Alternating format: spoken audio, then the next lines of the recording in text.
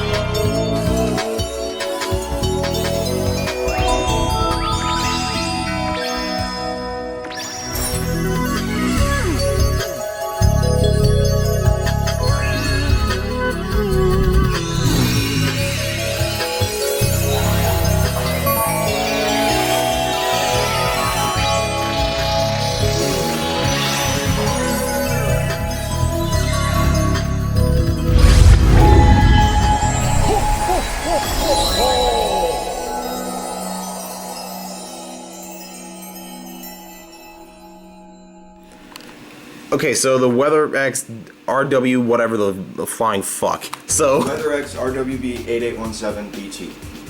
Okay, so this thing, so it's literally like, basically take a 991, a Radio Shack 12991, and just like remold it so it's like standing on the top as opposed to like standing flat like this.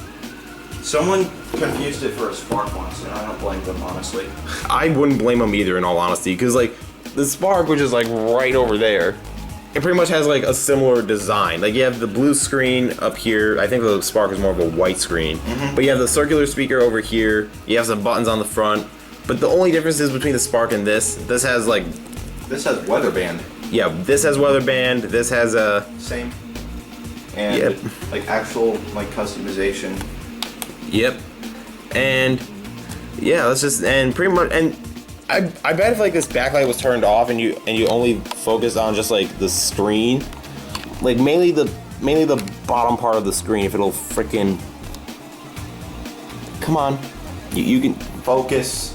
It's not even focusing. It's like the backlight is just completely on. It's just like it's messing up the camera, and I want to get it to focus on like just one part. I think okay. There we go. It takes so long to turn off. Jeez. Yeah. So I bet if someone focused on like just the date here and like had it zoomed in far enough, you could probably tell. Someone would probably easily confuse this for a WX150. And that's because technically the WeatherX, the company that made this radio, kind of like took the design of the WX150's display, except they put the wording in the middle and then the time on the top, and then they made the backlight in blue, of course. Ah, shit, sorry. You're good. I honestly kind of like the blue backlight in my opinion. The camera doesn't really do it justice, but yeah, it's kind of like a Kind of like a black and silver backlight, if anything, or a version 2 backlight. Yeah. Otherwise, up here you got your flashlight, which we'll be reviewing later on. You have the battery compartment back here, which I believe. How many batteries does this take? 4. Wait, there's no batteries in this thing. Yeah, there isn't. It has an internal battery. Oh. Yeah, it's like one of the only weather radios, I think, if not the only weather radio with no visible internal battery. Oh, at least without taking it apart, which we're not gonna do. Yes, But it's so cursed. Yet I feel like it's such a good idea, honestly. yeah. And here you actually have your hand crank, because this can actually be cranked to recharge the battery. But we're gonna be going over these features in depth as this episode goes on. So let's focus on the first feature, as with a vast majority of every radio reviews episode ever, and that would be the button beeps and the siren test. Okay, so the button beeps on this radio.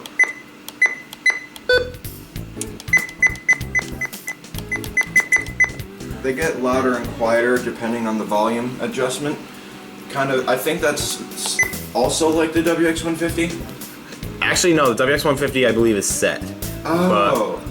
But you're probably thinking of the version 1 300s, where like the siren volume also changes the button beep volume. Yes, I was thinking of that.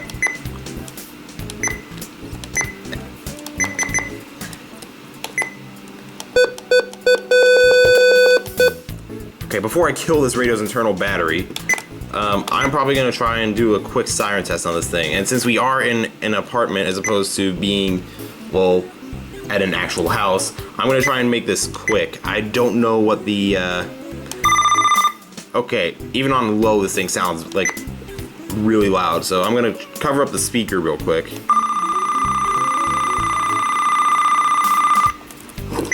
Yep. Also, the battery lasts for like 24 hours when unplugged. It's just the display is kind of funky when it's unplugged for a period of time. Yeah, this is on the charger like pretty much like for a while. But yeah, so that's pretty much the button beeps and the siren test. Nothing too fancy, really.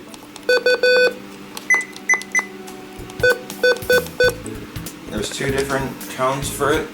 Yeah, there's one that sounds like a version 15 HH54, and then the other one sounds, well, just really high pitched. I want to say it's like a sped up 74200. Yeah, that's what I'm thinking of. But yeah, so that's pretty much the button beeps and the siren test. Let's go over the flashlight next, since that's a useful feature that we can cover while we're indoors.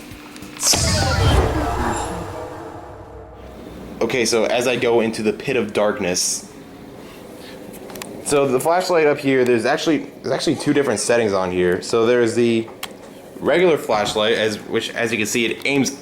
Why does it aim upward? Why does it aim upward? That is stupid. Yeah. That's like the major complaint that I have with this flashlight already. It aims upward. So I literally have to hold it like an inverse Among Us crewmate just to get the down crewmate. Yeah. And as you can see, this is like the highest setting for the flashlight, and it's barely doing the job. The camera might do it might favor it a little bit more, but like in person, it's just not that bright at all. And if I turn on the light here real quick, Wait, you gotta turn on the lamp light. yeah, which I do not know which light switch that is. I have no clue either. Actually, let me see here. Is it one of those things where you can just like twist it at the top, or? I think so. Hold up. Maybe there's a switch back here. No, that seems to be. Oh, there we go. It's one of those push switches. Yeah. And I see Michael did not put my antenna back on my home patrol, wherever that is. Right. So this has a generic flashlight, which, like I said, is not that bright. But this also has a night light option up here too, where it lights up a singular LED. Which, I mean, it's not supposed to be super bright anyway. It's supposed to be a night light, for Christ's sake. But yeah, it's pretty complex, but yet also kind of useful at the same time, but not the most ideal in regards to like actually going out and doing stuff. Because yeah, no. Yep.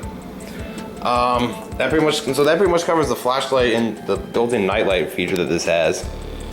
This has an SOS alarm, but we will probably cover that outside because I do not want to like. I think I accidentally triggered this and it was like super loud. Actually, you know what? I'm gonna cover my hand over the speaker.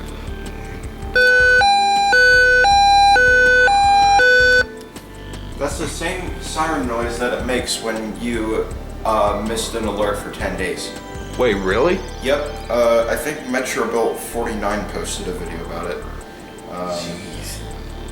WeatherX RWB8817DT missed alert. And something else I just noticed is while it's sounding that alarm,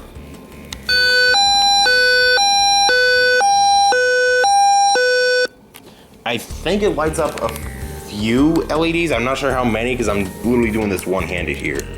Yeah. Oh, I found it.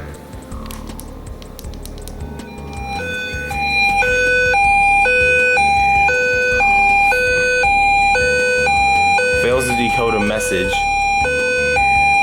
within 10 days. Yep. Jeez. It sounds the SOS siren, which is extremely weird considering I don't think that's an emergency, really. It really isn't. It's like if your radio missed an alert for 10 days, like it's not that big of a deal. Like Yeah. you can literally just self-activate it and you'll be all good. Even though this doesn't have an external antenna jack, but there are ways. But oh, I should have mentioned this in the button beeps and siren test video segment, but this pretty much has like WX150 sirens with like on crack. Mm-hmm. The warning siren for the WX150, which is already fast, is just as fast as the watch siren on the RWB8817DT. Yeah, and then the warning siren is just like, well, you probably heard it briefly. That is the wrong button, Nicholas.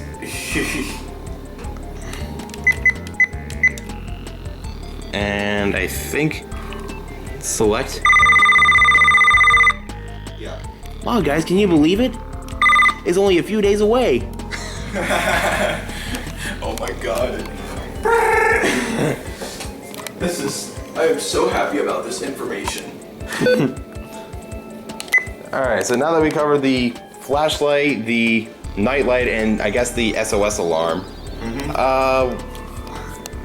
let's see what we could do next. We could probably cover the alert blocking's kind of basic anyway. We don't need to do that. Reception? Yeah, let's just go into the reception on this thing.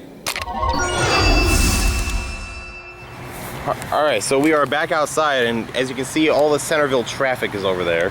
Yep. We're gonna be doing the reception on this thing. So I guess this will kind of, actually, you know what? Let's do the speaker quality first. I'm a dumbass. So Yes. and it's on the wrong channel. Yeah, let me set it back to channel. Yeah, let's set it back to WXJ46 in Miamisburg. A chance of showers and thunderstorms. So, apparently this has 1, 2, 3, 4, 5, 6, 7, 8 volume levels. So this is on the lowest volume. You can't turn it all the way off. So this is on volume 1. A chance of showers after midnight. Lows in the upper 60s. Chance of rain 40%. Monday, mostly cloudy with a chance of showers in the morning. Then partly cloudy with a chance of showers and thunderstorms in the afternoon. Highs in the mid-80s. So apparently the battery low symbol flashes when the volume is all the way up, and it does that low pitched button beep. And the button beep also sounds really distorted. Showers are possible ahead of the front. The rest of the week bringing near average temperatures to the air. So the thing with the WeatherX is that, kind of like the Sangean, it takes a little bit to like adjust the volume all the way up. Yeah, it's like it kind of like fades in. Yeah. At 13 miles an hour, gusting to 22, the barometric pressure was So, 29.87 even inches and rising. where the average volume is, like right here, in Indiana. Elsewhere across Ohio. It takes a bit just like that. Yeah. So the speaker quality is decent at best, although it can get a little bit distorted. So yeah, albeit when DXing, it's actually pretty favorable for confirming like faraway stations, considering that the Paul voice can like easily be heard within the static. So Yeah, I'm curious as to how this thing did during the CRS days. yeah. This looks like a CRS era radio, given how bulky it looks. It doesn't even like have like a date that it was made, as far as I know. So Yeah, honestly, if I had to take a guess just by looking at the serial number up top, 0707, that would probably be July 2007. yeah, So- that's fair. Yeah. So up next, we're going to be testing the Reception. band reception. Alright, so the reception on this thing. To access the channels, you hold down the menu button, menu up, and then select weather channel and select preset memory. Highs in the lower 80s. So obviously we got North winds channel around 5 4. miles an hour.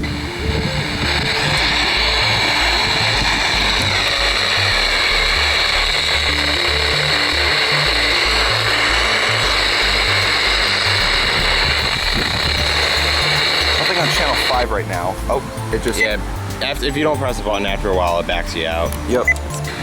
Which is weird.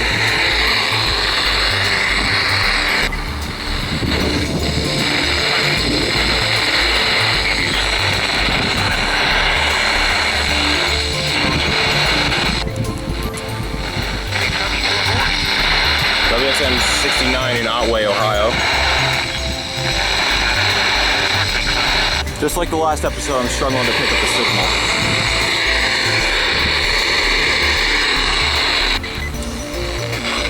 It's 84. It's 84. In Hamilton Fair. Crossbleed. And in Newark, partly sunny. It's 86. Hamilton Fair. It's 80.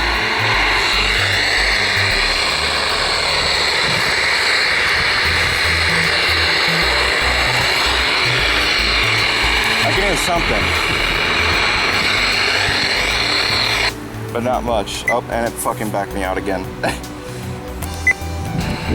It's annoying, kind of. Oh, that is clear. Yep, KC 46.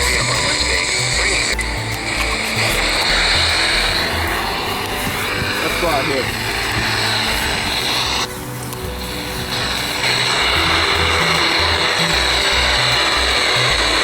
I can hear something again, but I can't tell. Probably Mansfield or something. Yeah.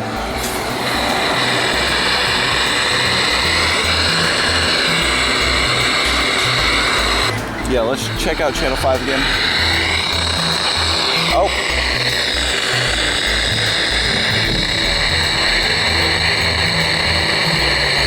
KHP 52. Because it doesn't sound wireless.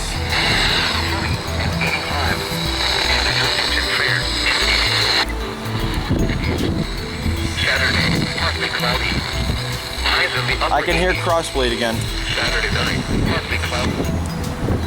In the upper 60s. Sunday, partly cloudy in the morning. Mostly cloudy with the wind. Today.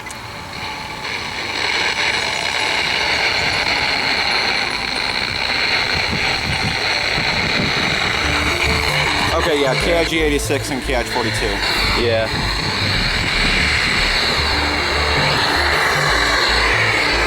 Nothing on channel 1 again.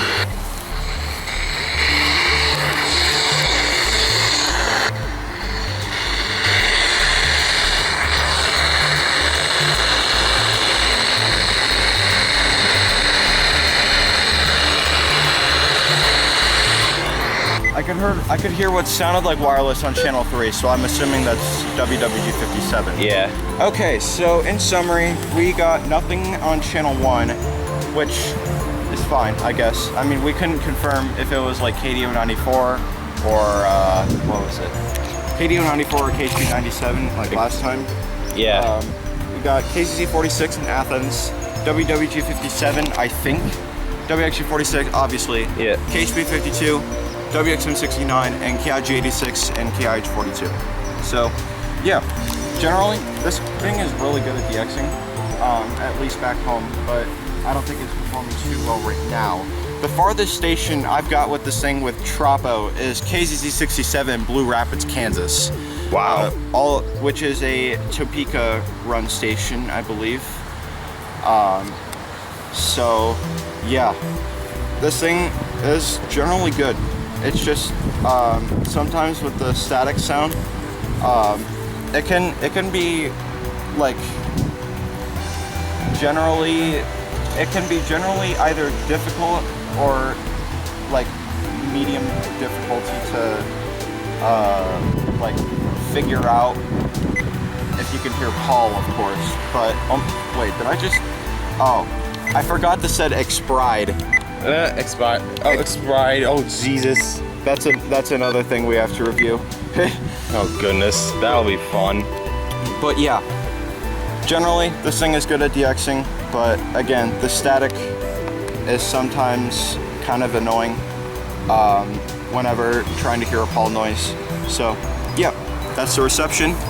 And the next thing that we will be reviewing back inside, because I am kind of sweating right now, is the build quality. Okay, so the build quality on this. So it looks pretty sturdy, but as I almost bend the freaking antenna, let's not do that. Thank you. Given how this is like an older radio, it does have some signs of wear and tear. There's a little bit of panel gap like right here. And looks like this part here is just like, it's like kind of a rough transition, so to speak, but Yeah. I mean, the plastic on the, well, as I'm tapping on the battery cover, the plastic seems to be pretty strong. The buttons feel, ow. The buttons feel a little bit finicky at times. Yeah. The top part right here used to feel like really sticky, so I took like a really like strong Clorox wipe and just wiped down the entire thing just to get rid of the stickiness. Yeah. So that's what Mitchell recommended me anyway. So it can appear, or it can like feel or appear sticky at when you initially get it, but Just take a Clorox wipe and just wipe it off. where it's not as sticky as, you know, like the FR800 or FR600 by Eton. Oh my god, live Nicola's reaction.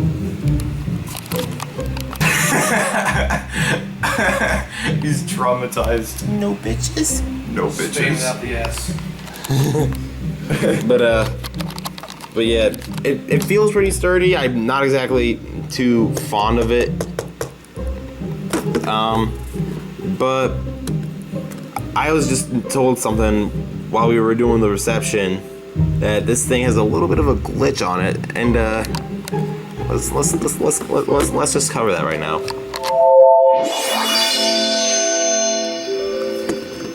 All right, so the alert history, kind of similar to a recom where it where it shows all the alerts that were previously issued, except it has a little bit of a typo on it. It says expride. Expride. And obviously it shows the alert color light thing. Yeah, it shows a scroll, which you can't really see that well. It also lights up the individual lights. I got red for warning. Wait a minute, if I remember correctly, I think there was a... I thought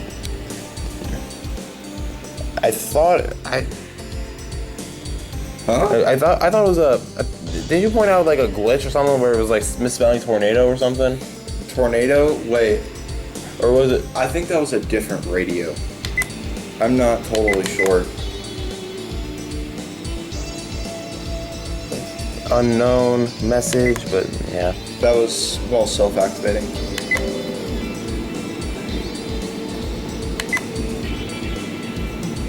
So we have a flood watch, Expride, Expride 2 of 7. child abduction emergency. I should mention that Wilmington, Ohio only tones Amber Alerts for Kentucky per Kentucky's EAS plan, if I remember correctly. Yeah, But and WX46 does not serve Kentucky. no. But yeah. So that's pretty much the alert history on it. It's a little bit glitchy. It's a neat feature. It's just I can't take it seriously because of the fucking Expride. Yeah, Expride. All right, so we're gonna do one more feature on this thing. Let's actually cover the hand crank next. I probably should have done this before I did the build quality, but whatever. That's fair. Okay, so I'm gonna try and showcase this as much as I can, but this has a hand crank on the side here, and if you rotate it, I believe nothing happens. I honestly thought the power light would turn on, but Yeah, same. But yeah, evidently the power light does not turn on. I don't even think there's a way of telling like if the battery's like fully charged on here. The only thing you'll see is like if the battery itself is just like nearly dead or if it's actually dead. Fair. Which no, like you need some kind of dedicated battery indicator like on the 400 or some shit if you plan on having a radio with a crank or an internal battery. Mm-hmm. The 300s and the 310s have it. The 210s, the Spark has it. Actually no, I don't think the 268 has it. Like pretty much any radio that's portable or has a built-in battery system on it, you need like a detailed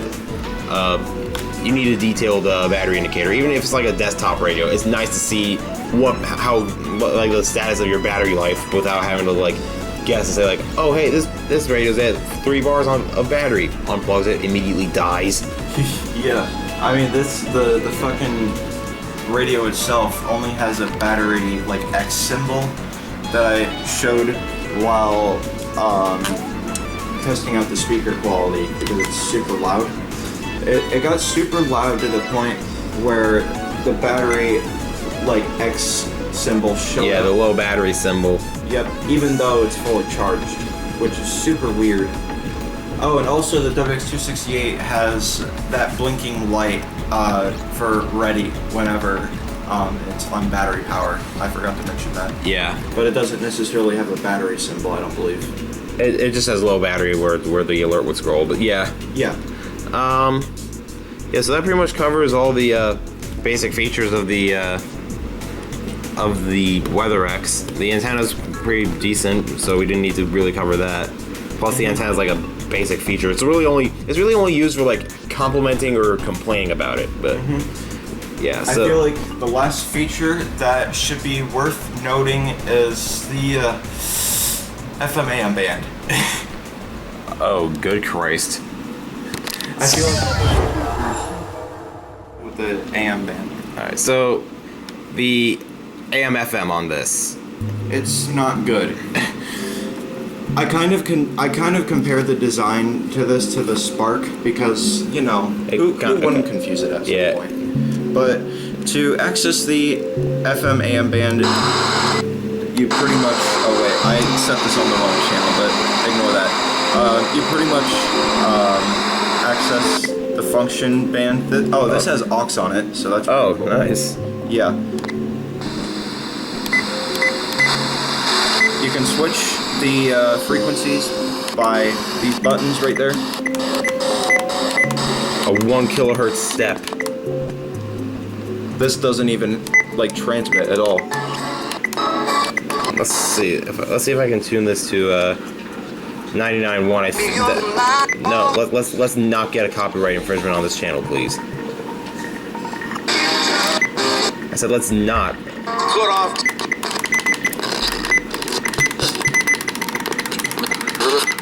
am spamming the tune-up button, and it's just going slower than a snail covered in molasses. Oh my god. Oh. Good to know WHKO is just playing that. There isn't any talk stations nearby? What the heck? I think you passed by one on like 92 or something. I don't know.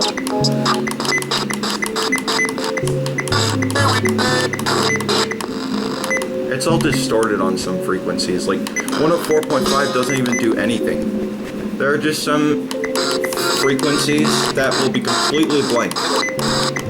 Just completely silent.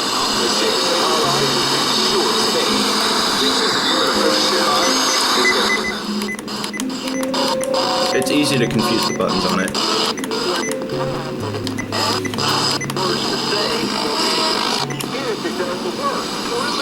Oh hey, we finally found a talk station. 106.5 FM WTOD Delta Toledo, WTKD Greenville Dayton, The Truth Network, and TruthNetwork.com. The House panel investigating the January 6th riot at the U.S. Capitol. Nope. No politics. No politics and radio reviews. No politics? No politics? And the AM band is even worse. it's like I'm literally tuning into WLW and nothing. Yeah, Nothing. It's like it's more dead than future. Oh my god. There's nothing. Literally nothing. I would not be surprised if the AM tuner on this thing is either dead or the ferrite bar that this thing uses is just like non-existent. Yeah. So if you want to DX on AM with RWB8817DT, well, good fucking luck, because the tuner on this thing for the AM band It's just like non-existent. non-existent. Yes. So yeah, that's that. The FM band is okay at best, not terrible, but the AM band is just fuck, dude. That's awful.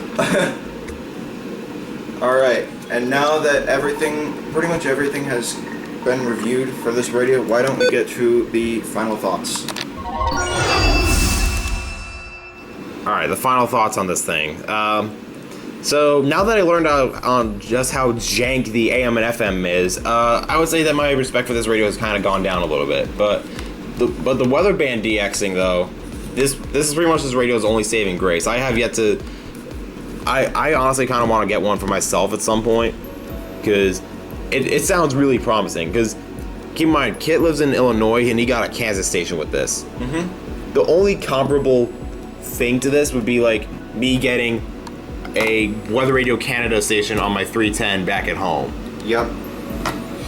I mean, I got my first ever e-skip during this trip, and I didn't even know how to get an e-skip in the first place. I got one of my home stations in Ohio, WXJ92 in Macomb, and then at some point WXL47 Bloomfield, Missouri.